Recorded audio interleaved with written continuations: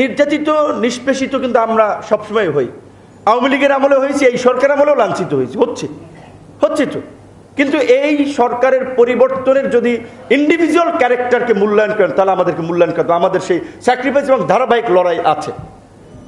তো তারপরে এই সরকার আনকন্ডিশনাল সমর্থন দিয়েছিলাম, অনেক আশা, অনেক মোহ নিয়ে, কিন্তু সমস্ত মোহ ভেঙে খান খান হয়ে গেছে যখন তাদের কর্মকাণ্ড একের পর এক দেখতেছি। জাতিসংঘের মানবাধিকার কমিশনের দেখেছেন কার্যালয়ে আপনার দিয়েছে, কারোর সাথে আলাপ করেছে। এইটা কি এই non political government, interim government এই ধরনের সিদ্ধান্ত নিতে পারে?